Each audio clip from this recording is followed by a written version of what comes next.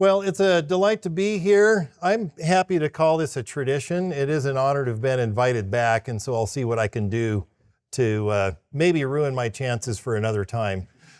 And as a guy at New St. Andrews College, I know I've said this before to those who have been here before, but I really do mean it. We, Tim Griffith and I, certainly so appreciate the good work that you do, and we're beneficiaries of it when you bring your students our way.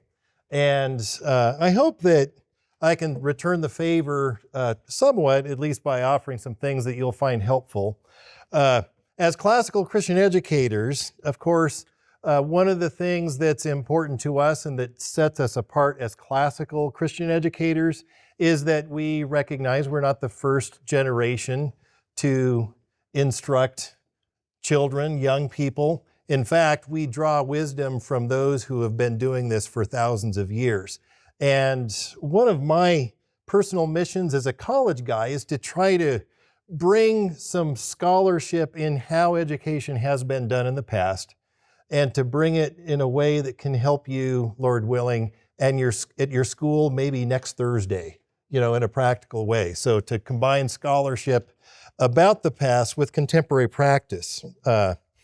And so my reflections here are on how are students formed, which is the project of education. We're forming students. I'd like you to imagine 3 schools in the same city. In each school, there's a competent teacher taking 10th graders through Shakespeare's Merchant of Venice. Let's take a closer look at each of these 3 classrooms in 3 schools. Okay, the teacher in the first school stands in front of her class and reads key passages from the play aloud. This teacher animates the text through lively recitations. You might even call them performances. She draws in her students with her compelling personal presence. She provokes lively discussions. She stirs her students by her lively rendition of Shylock's demand for vengeance in Act 3, Portia's soliloquy on mercy in Act 4. She wields her charismatic presence by bringing the Merchant of Venice to life in the classroom. She's a good teacher. She draws her students into the drama. She leads them to identify with the characters, to see the weight of their circumstances and to feel that weight through the characters. She arrests their imaginations, and by arresting their imaginations, she inclines their sensibilities toward virtue. She forms her students into lifelong lovers of Shakespeare, just like she is herself. Now, turn to the second school. In the second school, we see the same text being read to 10th graders. This teacher is teaching the Merchant of Venice to 10th graders. And this teacher highlights the ways in which the Merchant of Venice raises timeless ethical issues. This teacher steers his students to questions that go like this. If justice is giving a person his due, then how does mercy play in? Isn't mercy inherently unjust, withholding what is due? Or how about this? How shall an individual balance his ethical duty to his family versus to his community versus to all humanity? How do you balance those ethical duties? This teacher uses the text to draw out timeless principles that bear upon questions like these. The second teacher is a good teacher, but this second teacher handles the Merchant of Venice rather differently than the first teacher did. Whereas the first teacher awakens her students to virtue by putting flesh on the story, by bringing the story to life in the very presence of her students, the second teacher sharpens his students' ability to distinguish true virtue from false virtue, to articulate the distinction. Whereas the first teacher has the students embodying and emulating the text, the second teacher has the students analyzing the text. Both teachers teach the same text. Both teachers use the text to steer the students toward virtue. Both teachers do it effectively. and yet they handle the text very differently. These two teachers represent two ways of wielding a text for instructional use. And in a little while, we'll visit a third classroom that represents a third way a teacher might handle a text. But at this point, I want to step back and reflect upon what we see so far. Reflect on the fact that these differences actually exist. My purpose is to help you administrators recognize how different teachers can handle the same text, yet in different ways. My hypothetical classrooms point to something a lot of students experience when they move from one classroom to another. Maybe you experience it when you do observations. If you know what books are assigned in a given course, that does not mean you know the curriculum. That doesn't mean that you know what the students are taking away. I'm not talking about the differences between good teachers and bad teachers. Those differences are easy to understand, easy to account for. I'm not talking about the way different teachers might emphasize different parts or elements in a book. Again, we can understand those kinds of differences. My purpose is to highlight, I would say, more profound differences that arise in our classrooms, different conceptions of how a book works, different ideas about why teachers might assign a particular book, different notions of how influence moves from a book to a student. As educators, we're all about the work of forming, shaping, and influencing students. This title is How Are Students Formed? When a book does its work for us, how does influence flow from the book to a student? How does that happen? However we answer this question is going to affect both our curriculum and our pedagogy. Before we carry further, I think we need to revisit just what a book is. Simply stated, a book is a bound collection of pages that contain writing. And as conduits for writing, books are meant to be read. That's a book's purpose. If a book sits on a shelf, if it remains unopened, unaccessed, if its pages are never turned, then the book's purpose goes unrealized. It has a form of bookliness while denying its power.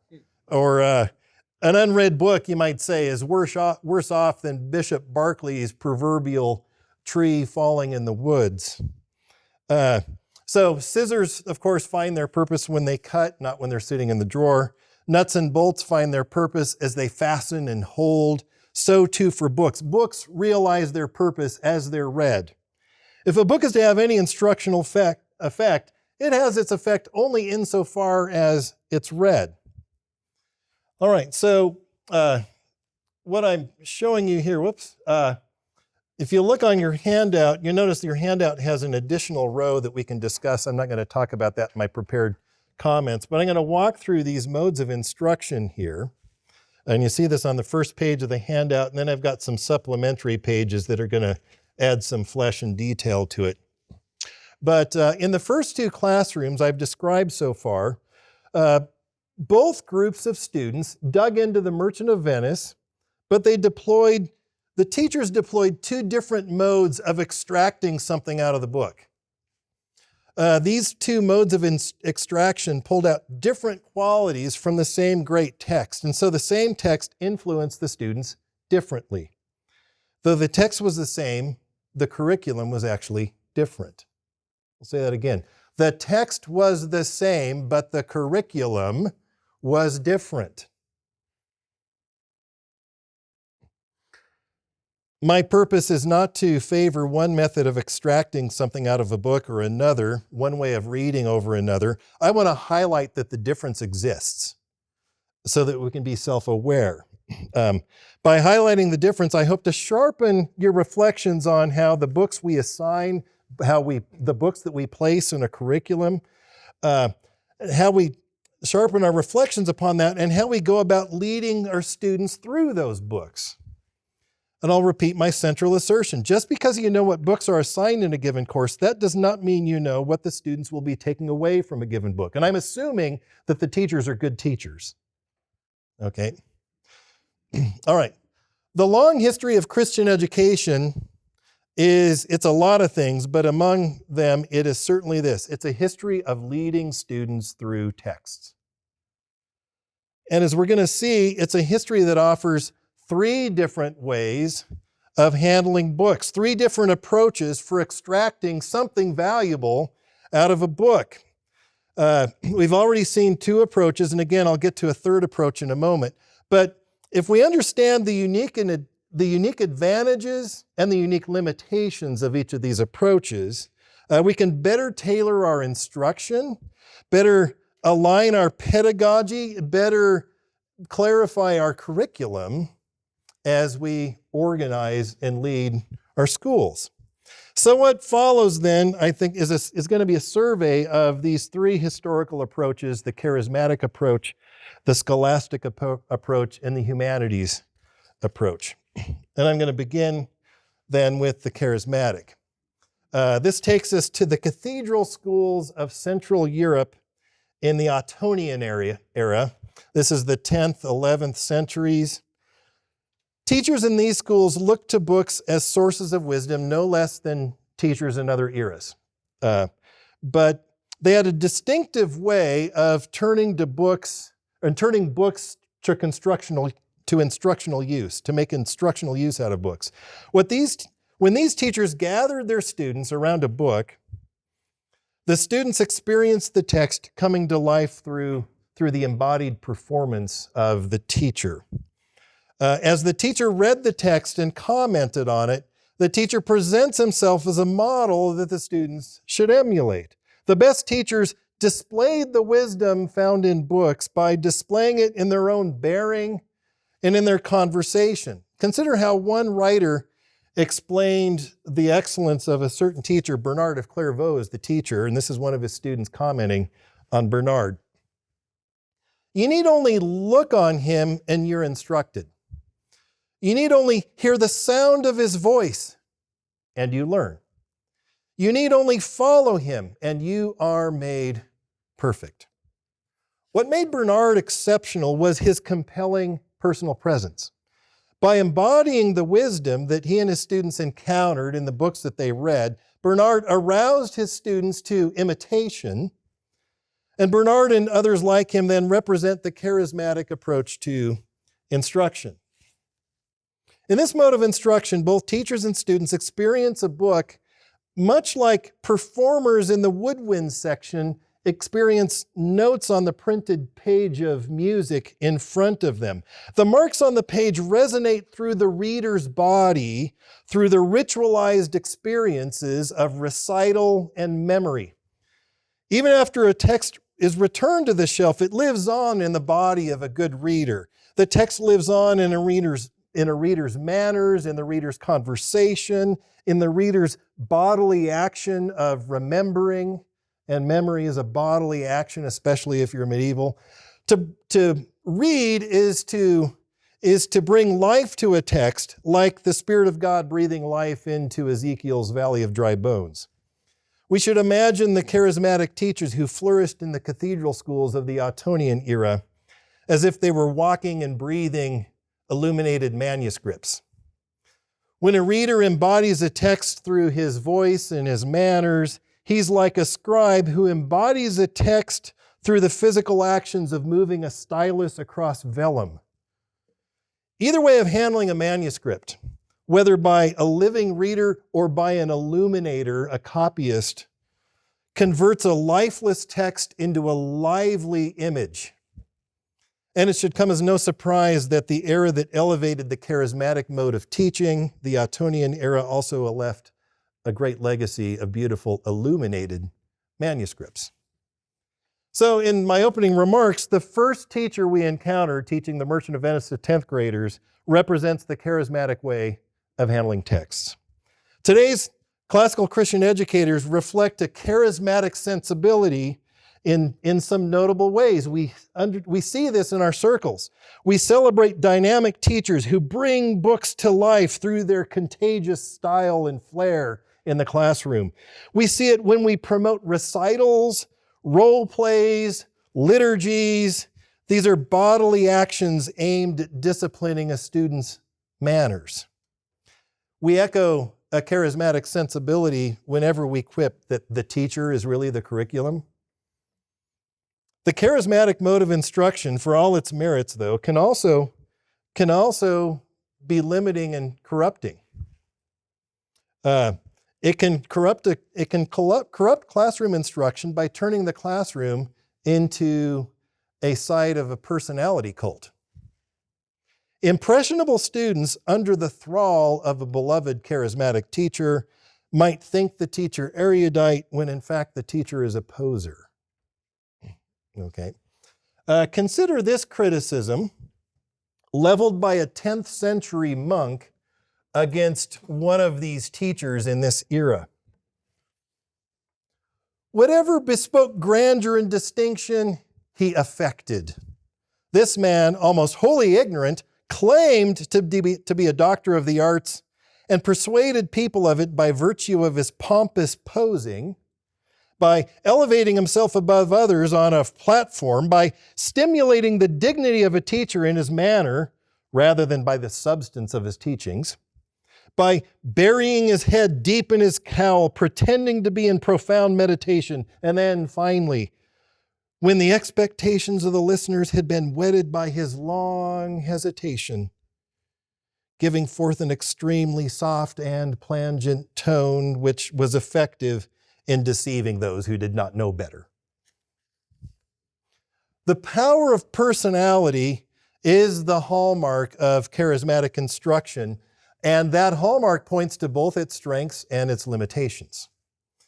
Nobody was better at exposing the limitations than Peter Abelard. Peter Abelard famously made sport of his own instructors when he was a student, when he exposed how they contradicted both themselves and the authorities whose teachings they claimed to be delivering. Abelard charged these teachers with being all style and no substance, being all hat and no cattle. He didn't use that metaphor. And these criticisms helped fuel the rise of a new mode of instruction that took shape as scholasticism. Scholasticism. The scholastic mode of instruction became prevalent in the 12th century. This is the mode we witnessed in the second classroom of 10th graders going through Merchant of Venice. This mode was best represented by such towering figures as Anselm, Thomas Aquinas, Hugh of St. Victor, John of Salisbury, Bonaventure. These scholastic teachers, they sought to extract wisdom out of a book, not through charismatic display and embodiment, but through dialectical reasoning. The scholastic approach called upon readers to identify propositions, to categorize them, to resolve contradictions, to draw inferences that would ultimately lead them to universal and timeless truths. You can go to Hugh of St. Victor, who says this: the method of expounding a text consists in analysis, writes Hugh. Every analysis begins from things which are finite or defined and proceeds in the direction of things which are infinite or undefined. Welcome to scholastic method. Scholastic teachers shared with their charismatic predecessors a conviction that books offer wisdom, but they regarded books, at least books other than the scriptures, as imperfect human artifacts. The wisdom contained in books lay somewhat hidden between imprecise human language, under their parochial human opinions and the murky particulars of human experience and history. And a scholastic reader, equipped with the proper tools of analysis, was able to cut through a book's human imperfections, which enables him to extract the timeless wisdom that a book contains. The key to the scholastic mode of reading was to approach texts through the lens of the arts.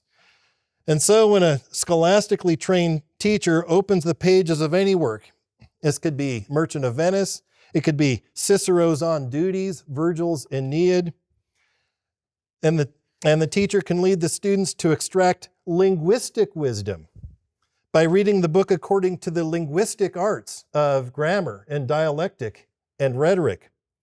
Alternatively, a reader might draw out practical wisdom by reading those same books according to the practical arts of ethics or economics or politics.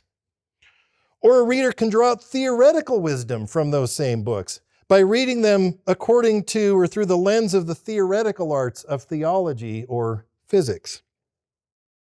For scholastics, whether you're Thomas or Bonaventure, hero St. Victor, the arts offer readers a sure pathway to tap the timeless wisdom contained buried within any book, a pathway that ultimately leads readers to philosophy, which is, of course, the love of wisdom. Scholastic impulses also run strong in today's classical Christian education circles. We witness scholastic impulses in our own midst when we describe our education as a liberal arts project. We witness scholastic impulses in our midst whenever we teach students to interrogate books in a manner that's aimed at pulling out their big timeless ideas. When we have our students sharpen those ideas through dialogue and questioning, when we instruct them to place books alongside one another to compare and systematize the ideas contained in them. Now, up to this point, I've addressed two prominent ways teachers across the long Christian tradition have handled books for instructional use. Again, the charismatic approach flourished in the cathedral schools of the 10th and 11th centuries. In the charismatic approach, instruction proceeds mimetically by example and imitation. Teachers embody the wisdom found in a book and inspire their students to imitate that wisdom. And then came the scholastic approach that emerged in the 12th century, where teachers instructed students to extract wisdom from books by means of the arts, beginning with the 7 liberal arts. Whereas the charismatic approach draws wisdom from books mimetically, the scholastic approach draws wisdom from books dialectically or analytically. Now, finally, we come to that third approach, the humanities approach. Petrarch, Francisco Petrarca, paved the way in the 14th century when he derided the scholastics for their tendency to isolate wisdom from the textual home where they believe wisdom naturally resides. Petrarch complained that the scholastics were more concerned with right ideas than with a rightly lived life, for prioritizing thought over action. We can see Petrarch's concerns in a lively takedown of the schoolmen of his own day. He referred to them as Aristotelians who were too taken up with Aristotle. He's commenting on Aristotle's Nicomachean Ethics here. He says this, "In Aristotle's Ethics, I see virtue and all that is peculiar to vice as well as to virtue. I see them egregiously defined and distinguished by him and treated with penetrating insight. When I learn all this, I know a little bit more than I knew before, but mind and will remain the same as they were. And I myself remain the same." It's one thing to know and another thing to love. It's one thing to understand and another to will. Aristotle teaches what virtue is, I do not deny that, but his lesson lacks the words that sting and set afire and urge toward love of virtue and hatred of vice, or at any rate, does not have enough of such power. However, what is the use of knowing what virtue is if it is not loved when known? What is the use of knowing sin if sin is not abhorred when it is known? Such are the concerns that ushered in the humanist educators of the 15th century in reaction to the scholastics who preceded them. The 15th century, the Quattrocento. The humanists turned to books for wisdom no less than their scholastic predecessors had, or to the charismatic predecessors for that matter, but they parted ways with the scholastics in how they went about accessing a book's wisdom. Whereas the scholastics searched out a book's timeless ideas through a process of careful analysis, The humanists sought inspiration from a book's compelling examples. Scholastic reading is an undertaking of disciplined analysis. Humanities reading is an undertaking of disciplined imitation. The humanities approach takes a great text.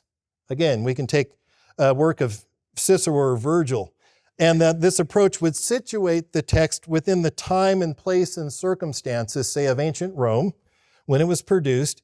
And this is when the greatness of Cicero or of Virgil played out in real-time action. According to the humanities approach, a good reader vicariously experiences the virtues of a great statesman like Cicero or through heroes like Aeneas through the act of reading. This third approach to text presents a conceptual challenge to the humanists. I want you to think about this. If the most important aspect of Cicero is not the timeless Cicero, that's how the Scholastic would have said it, but if the most important aspect of Cicero is the historical Cicero, then doesn't that put Cicero at a distance from us? After all, today's readers inhabit a different context than ancient authors and the heroes that the ancient authors wrote about. If Cicero lived there and then, and if we live here and now, then what does Cicero have to do with us? If his genius is the Cicero who was alive there and then, how can the voice of Cicero carry across time? Well, the humanists answered this challenge by locating a book's power in its written language, in the written language itself. They believe that an author's words has the power to span the distance of time, that distance that separates the reader's era from the author's era.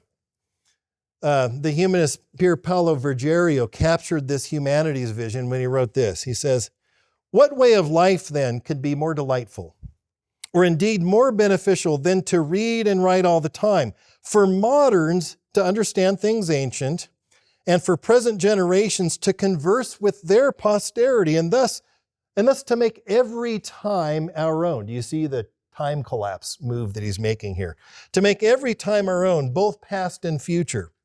Ah, what excellent furniture books make, as we say, and as Cicero says, what a happy family books make. Vergerio believed that when an ancient author writes, the author converses with his future readers, and when a present-day reader reads, that reader converses with the ancient author. The language inscribed in a text enables men of the past and their readers in the present to commune with one another. So we see then that the humanists aim to restore charisma to the act of reading.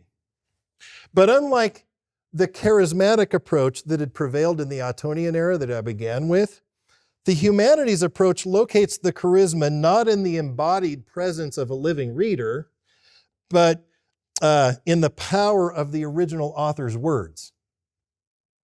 The source of what's imitated is a little different. All right, so in the humanities mode of instruction, like the charismatic mode, it proceeds by example and imitation. It's a mimetic pedagogy. Because the example on the page is a worthy model, the immersive act of reading can usher a young reader into the culture that his predecessors had forged ahead of him. And it can bleed onto him. As a reader reads about great deeds that are recorded in a great text, the reader becomes like the example he reads about. On this mode of reading, the reader enlists in a project of enculturation. When an impressionable reader encounters his worthy predecessors on a written page, the reader's own identity is formed and reinforced. By this vicarious participation, the student is inspired by his own people's heroes. He's warned by his own people's villains. As a student, by reading, he learns the way of his own people, about their laws and customs and institutions, what they celebrate, what they shun. By reading great texts, the student learns to recognize his own place within a larger story, which is the story of his people. On the humanist view, then, to read is to become initiated into your heritage. Reading exposes the reader to powerful examples that rub off on the reader, and the reader is formed by the virtues he encounters on the page. So these humanist instructors, the humanities instructors of the Quattrocento, the 1400s, departed from their scholastic predecessors in important respects. Whereas scholastic teachers taught virtue and vice by analyzing great ideas, humanities teachers taught virtue and warned against vice by exposing their students to virtuous examples and warning them against vice by exposing them to powerful cautionary tales. And second, because scholastic teachers mined texts primarily for the ideas they contained, scholastics were comfortable teaching from abridgments and from summaries, from compilations, and from Latin translations of Greek works. For example, some of you might be familiar with Thomas Aquinas and his practice of extracting individual lines or quotes from various sources and then placing them alongside one another in order to analyze their propositional content. That's just how Aquinas' Summa reads. But humanities instructors refused to divorce a text's substance from its original authorial form. Humanities educators insisted on having their students read entire works, not selections, as they were originally written, not in summaries or synopses, and in their original languages rather than in Latin translations from the source language. And third, when it comes to organizing the curriculum, scholastic teachers organized the course of study according to the branches of philosophy, which are formal divisions of knowledge. And I illustrate this if you look on your handout on the third page. So this is the arts approach and the humanities approach to curriculum here. And look at that wide row in the middle, the organization of curriculum. This is Hugh of St. Victor's formulation under the arts there. Hugh's formulation divides philosophy into the theoretical arts, the practical arts, the mechanical arts, and the logical arts.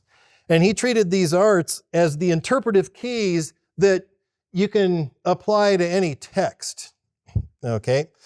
So you've got theology and math and physics or ethics and economics, and you can take Cicero and you can, pull out economic wisdom, or you can pull out grammatical wisdom from Cicero, right? But the humanities teachers organized curriculum differently. They treated books as irreducibly whole units. They resisted the scholastic propensity to parcel out a book's contents into the branches of philosophy. For humanities teachers, organizing a curriculum simply entailed arranging whole books according to literary genre. It's a different organizational principle for how to organize the curriculum. Some books are poetry, some are history, some are moral philosophy, some are drama, some are oratory. You take books as a whole and organize those, and that's the organizational principle rather than the arts, the disciplinary ideas like grammar and dialectic and physics and so forth. The Protestant reformers embraced elements of the humanities approach when they treated the way they treated original writings. It was humanities educators like Calvin and Melanchthon and Sturm who championed a way of handling text that we sometimes refer to as the grammatical historical mode of interpretation. In today's renewal of classical Christian education, we encounter humanist proclivities just as much as we encounter charismatic and scholastic proclivities. We find humanist proclivities in our own midst in schools that feature integrated humanities or omnibus courses that organize readings by time period rather than by topic or discipline. A humanities impulse runs strong in our ongoing conversations about a canon of great books. You have to be a humanities person. You're not a liberal arts person if you talk about the great books. You're a humanities person. You're a liberal arts person if you talk about grammar, dialectic, rhetoric, if you talk about branches of philosophy, right? You're a humanities person if you talk about great texts. Different organizational principles for how to organize your curriculum and theorize about your curriculum. I open my remarks by imagining two different teachers leading their students through The Merchant of Venice. They represented the charismatic and scholastic approaches to instruction. And now we can imagine our third teacher in the third school with a different group of 10th graders. And this is our humanities teacher. So the humanities teacher is going to situate the playwright, Shakespeare, within the context of Elizabethan England. She calls attention to Shakespeare's rich diction, to the musical rhythms of each line, and she stages her classroom as if she and her students together are entering into the very presence of the bard. To open the text is to invite Shakespeare into our midst. And in this way, her students taste Shylock's bitterness as a cautionary example. They feel Portia's loyalty and eloquence as a powerful model that they can emulate. So, the humanities mode, of course, was susceptible to corruptions no less than to the modes that preceded it. It's one thing to look to the great men of the past as examples of worthy of emulation. It's another thing to treat them as the very definition of what virtue is. And this is exactly how some humanists came to regard Cicero, for example.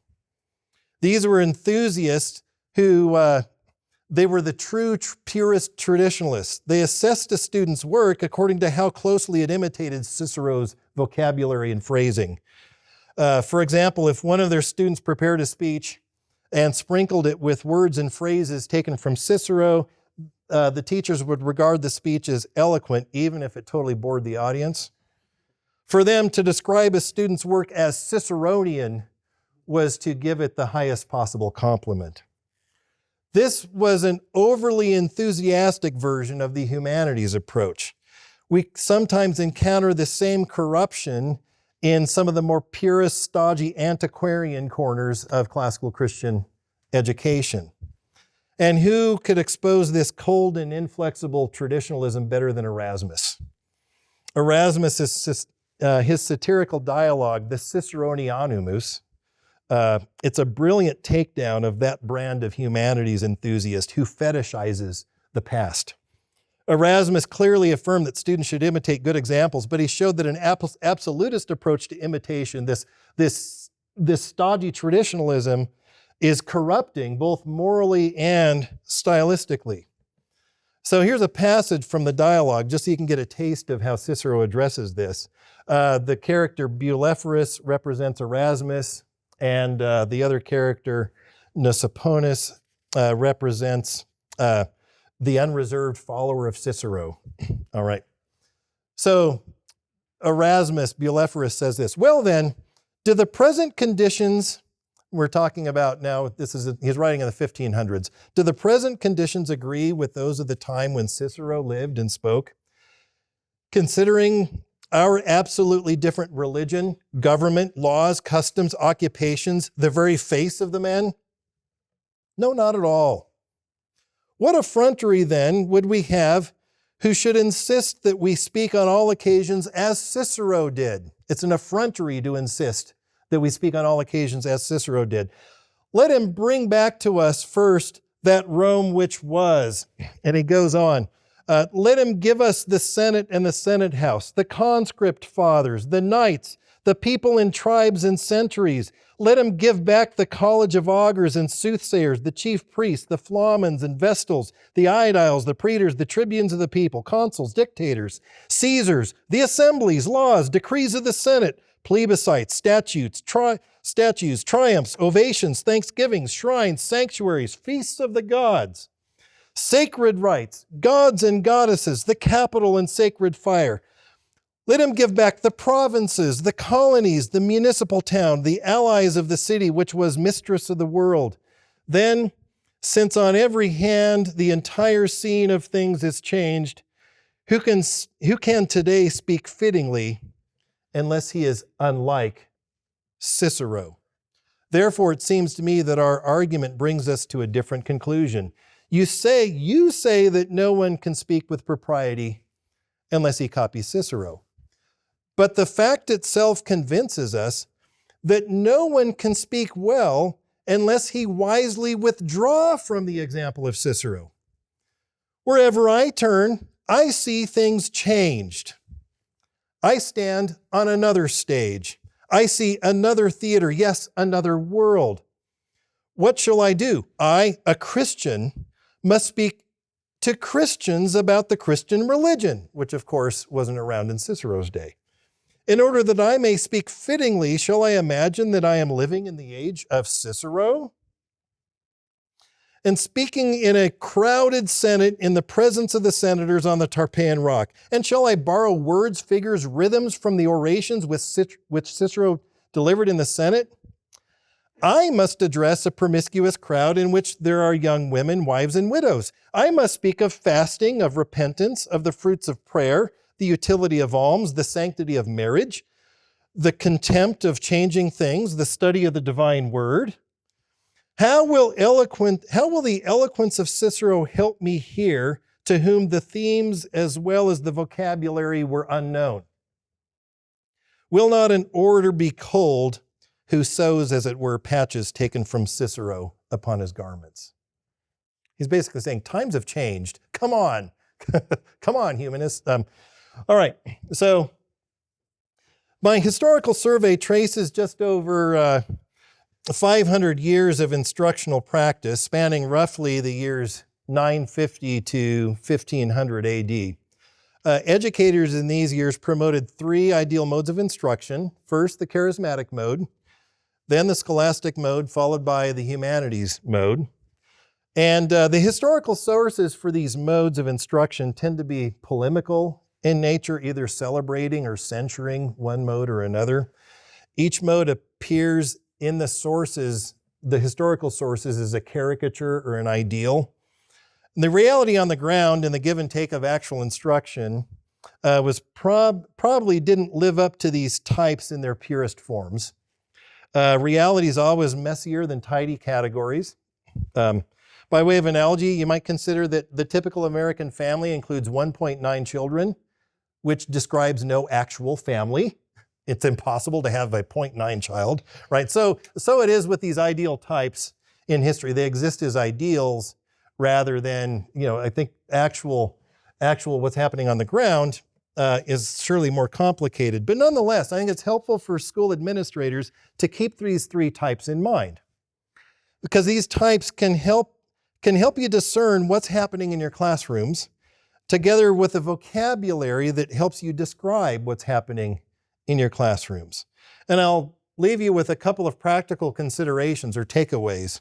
One's pedagogical and one's curricular. First, with regard to pedagogy, consider how you develop your faculty. You probably know teachers on your faculty who incline toward either the charismatic mode or the scholastic mode or the humanities mode. Think of your faculty. If you know a teacher's inclinations, then this story I've given you suggests where the temptations and the limitations of that mode lie. And you can shore up those teachers against the pedagogical temptations of that particular mode of instruction by fortifying them with an appreciation of the other modes of instruction. I do think that as a practical consideration, the limitations of one of these modes of instruction is compensated for by the advantages that the others bring to the table.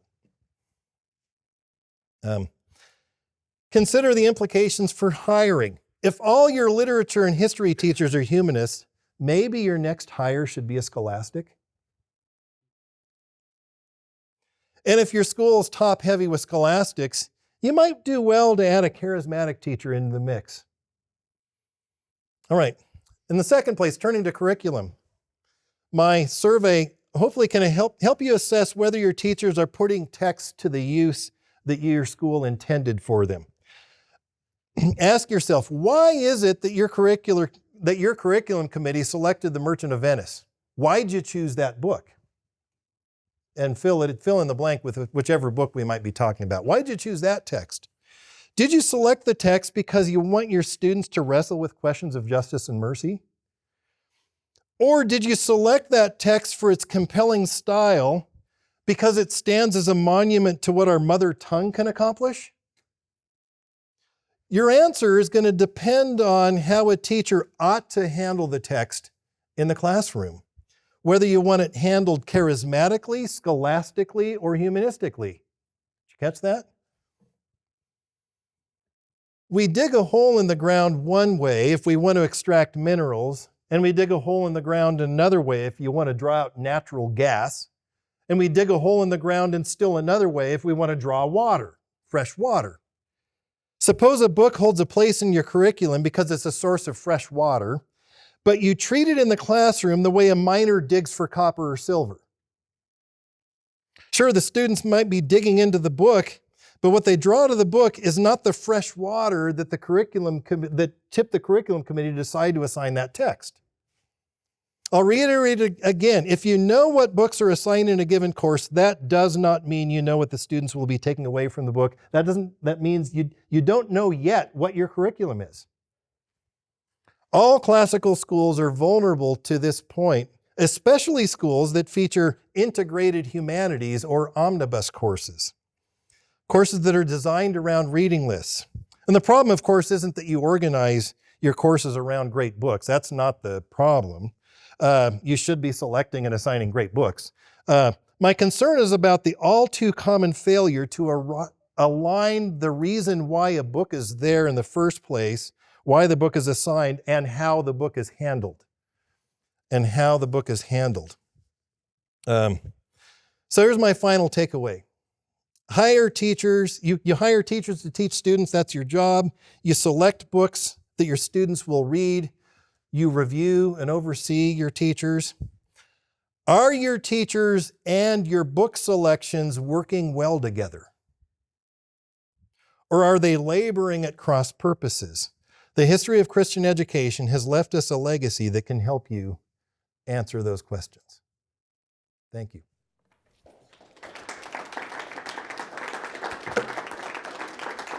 I'll leave it to you. Questions or just move on? Well, you'll be the timekeeper. All right. Thoughts or questions, Brent? Just a clarification. When the paper has arts and humanities. Yeah. Yeah, it's a scholastic approach. That's a liberal arts approach versus a humanities approach. Yep. Okay.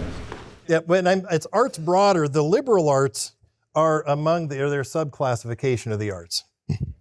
Like the liberal arts for Hugh, the quadrivium is the mathematical arts, and the trivium is they fall within logical arts. So those don't fall into this charismatic, scholastic. No, they do. This is this, and this inclines toward a scholastic mode. So scholastics are liberal arts that they promoted the liberal arts or the arts education, and their arts. Notice, and arts are how you organize the curriculum. It's the theoretical arts, the various arts. When you think about subjects, that's the organizational backbone of the curriculum versus texts are the irreducible units, and so genres of books. That's why I say if you've got an omnibus course, then you're classifying books rather than thinking of a disciplinary approach and then using that discipline to handle whatever books you're choosing. Different modes of even organizing a curriculum. Travis, yeah. So our students read a lot of books compared to other programs, Yes. but they do very little compared to what's worth reading. Yes. And so part of what we're trying to teach them is how to pick up the next worthwhile text and read it without the teacher in the room. Exactly. So how does that fit into these? Because it feels like you could do all three of those and never get to that point. Well, I'll just offer my own meditation on this. There are some students who, they reflect back on what influenced them, and maybe this can be even your own autobiography. We all have this, this book changed me. Okay. For some people, it's actually simply because it was Miss Jones who went through that book with them, and so this book changed me is really proxy for the charismatic teacher. And it was the way that Miss Jones reacted to the text, the way that Miss Jones exposited the text, that she filtered the text that moved the student. Okay. There are some students who would be unaffected by that. The typecasting students, the computer science-y kids or something like that, who's just not into that. But these timeless ideas, and the naughty, gnarly questions of, like, if justice is giving someone his due, then what's mercy? Is mercy unjust inherently? And then get into this big, lively debate and big questions and theological implications. That can be the thing that moves a student. And yet another student might be completely bored by that. I think it's good to have, so the goal is to get students to want to pick up texts. I think different students are probably going to resonate with different modes. Okay. And I think a healthy school probably is aware of the limitations of one and the opportunities that the other offers with respect to each one. So they all provide tools to try to get at this. That's my complicated answer. Hopefully that helps. Yeah. You made a good point about developing faculty in terms of hiring. Yeah. So what would be the one question in an interview that would ferret out the person's... Yeah, I think that this would come out if you gave them a text in an interview process, and many of you do that. Okay, so they have them deliver a lesson, and then I would step back in the debriefing, which I would also, so why did you do, just tell me what you were thinking when you did, what were your goals, what were your aims, why did you do this, why did you do that? And I think their propensities will come out naturally. I wanted them to wrestle with the ideas. I wanted them to not have sloppy thinking. And another teacher might say, I wanted them to be moved. Okay, if they want to be moved, then they're either a charismatic or a humanist. Like the language, the bard steps into the classroom, or, and I don't think either of those are wrong answers. Okay, I think that if you have every teacher in your faculty through every lesson give the same kind of response, then I think you have an imbalanced school, right? That's so we don't. It's a warning against being one-trick ponies. Oftentimes, that's one of the biggest problems. The practical problems that people who have the more integrated humanities courses, like omnibus courses, run into is the teacher winds up being a one-trick pony. So it's like everything is the ideas, and they're never moved by the language. The bard never comes in the classroom, right? But if it's always the bard in the classroom, that can get old too. So. Yeah, you mentioned Hugh St. Victor under the arts. Are there Yes. any authors that you'd say, here's somebody that really describes well humanistic? Well, yeah. Piccolomini, Pier Paolo Vergerio. These are actually, you'll see it in John Milton's essay of education. He's strongly picking up on the humanist impulse. Yeah, but the Florentine, yeah, and there's a great anthology of some of these humanist writings that I can put you onto as well. Yeah. Yes. You talk about imbalance. Yep. I think as schools, a lot of times we're trying to get balance. We're trying to have a full school. We're trying to have. Yep. In your experience, because you've seen all kinds of schools, how much does the imbalance play into, you're stuck in that ditch, and that's why your enrollment is 120. And you're in that ditch, and that's why your enrollment never rises, Yeah, I mean, that's a fair question. I mean, I could say like 28%. You're asking a how much question. I think to put the question is probably to at least raise the issue, and all I can do is like react to the issue being raised. I think it's a good question to ask. I do think that, first of all, one of the benefits of having teachers with different gifts and talents in this way, if you have a good healthy collegiality, they will expose each other. You've got the ideas guy in there, who's the logic chopper. You want him in the room, and you want your students to be in front of that guy, right? And that logic chopper will keep the humanist and the charismatic honest.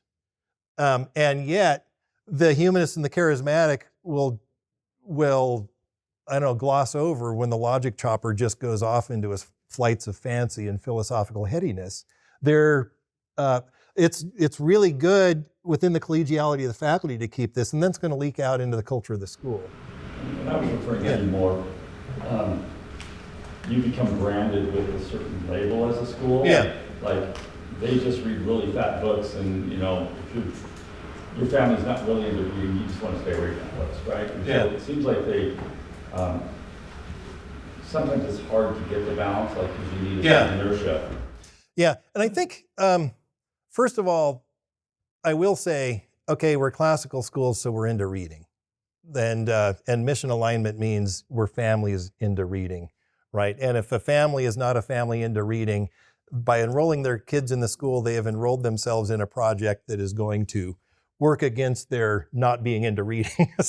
so that's part of it. But if you have a tunnel view approach to reading, it might be a death knell to a family that could otherwise be sold on it and be brought along, just like with students.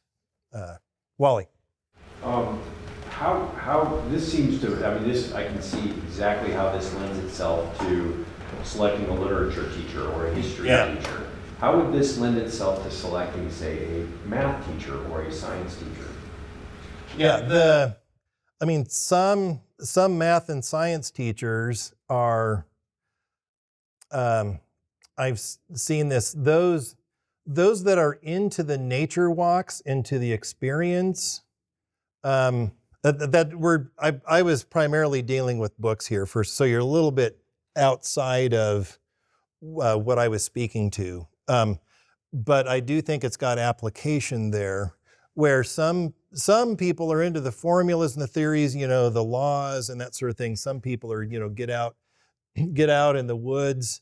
And I think those are, once again, I think those people need to be talking to each other, because I think an inappropriate top heaviness in one direction can be corrected by what the other brings to the table. But then, I mean, there's ditches on all sides. So that's what I'd suggest.